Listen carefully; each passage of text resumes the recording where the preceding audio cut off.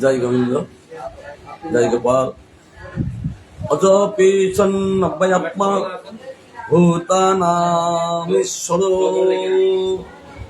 সন প্রকৃতিং সমুদিষ্টায় সম্ভবাত্মাত্মায়। ভগবান বলেছেন, আমি সমস্ত ভূতের ঈশ্বর, ভূতসবের জীব, সমস্ত ভূতের আমি ঈশ্বর। আমি না তাহলে কোনো জীব বেঁচে থাকতে পারেন না। অর্থাৎ আমি অজ, অর্থাৎ জন্মরহিত।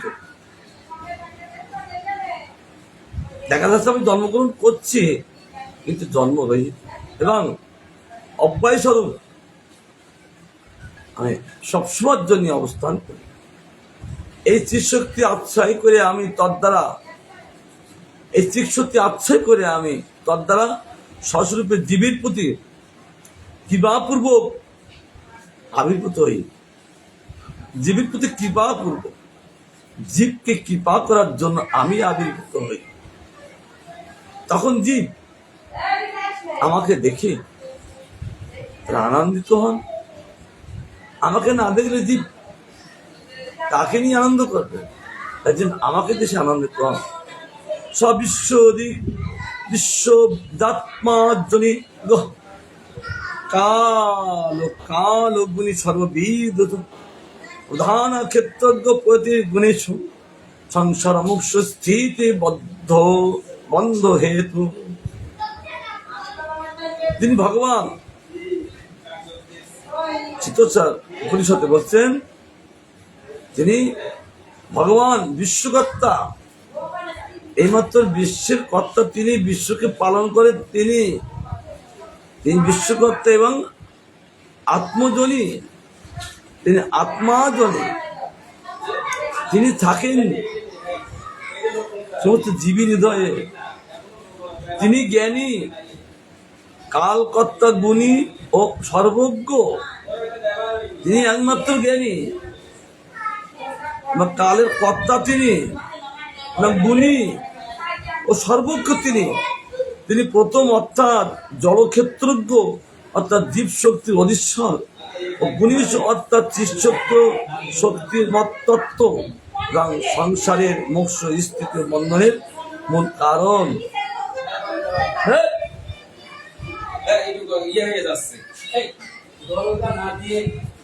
তিনি মূল কারণ, তিনি মূল কারণ। তিনি একমাত্র এই জগৎকে তিনি পরিচালনা করেন। তিনি যে না থাকতেন, জীব কি করে থাকতেন, তার জন্য তিনি মূল কারণ স্বরূপ। তাই বলছেন, আবার প্রমাণ দিয়ে বলছেন গীতা, জীব শক্তি স্মৃতি প্রমাণ। ভূমিরাপ অনাল বায়ু খাং মন বুদ্ধিরেব অহংকার ইতি অঙ্গমে ভিন্ন প্রকৃতির অষ্টরা অপরেয় উচিস্তন্নং প্রকৃতিং বৃদ্ধি মে পরম জীবভূতং মহাবাহ জয়দং ধার্যতে জগৎ। ভগবান বলতেছেন, অর্জুন, আমার অপারা বা জলা প্রকৃতি,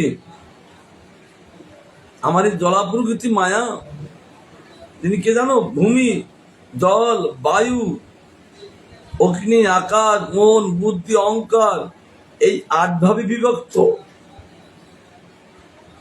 প্রথম ভূমি, ভূমির থেকে জল প্রকাশিত, অগ্নি প্রকাশিত, বায়ু প্রকাশিত, আকাশ প্রকাশিত, আর 3টে মন, বুদ্ধি, অহংকার, এই 8 ভাগে বিভক্ত। ভাগই যা এ মহাবায়ে এটার ব্যতীত আমার আরেকটি পরা প্রকৃতি আছে। সেই প্রকৃতি চৈতন্য স্বরূপা জীবভূতা, তার সবসময় চেতন থাকেন। তিনি কি জীবভূতা, সেই শক্তি হইতে জীব নিশ্চিত হইয়া জলজগৎকে ভোগ রূপে গ্রহণ করিয়াছেন। সেরকম ভগবানের আরেকটি প্রকৃতি আছে, সেরকম চৈতন্য স্বরূপ জীবভূতা, জীব সেটা প্রকৃতি। সে জীব সমূহ নিশ্চিত, জীব সমূহ সে মায়ার থেকে নিশ্চিত হয়, হয়ে তিনি এই জড় জগৎকে ভোগ রূপে গ্রহণ করে আছেন। এই জন্য সে ভোগ রূপে তিনি অবস্থান করেন। আদামেকাং লয়িত শুক্ল কৃষ্ণাং বহি প্রদাশিজমানং সর্বা অজ এক যুষ্মান অনুচ্ছেতে আদাতেনং ভুক্ত ভোগ্যা মজ অন্ন।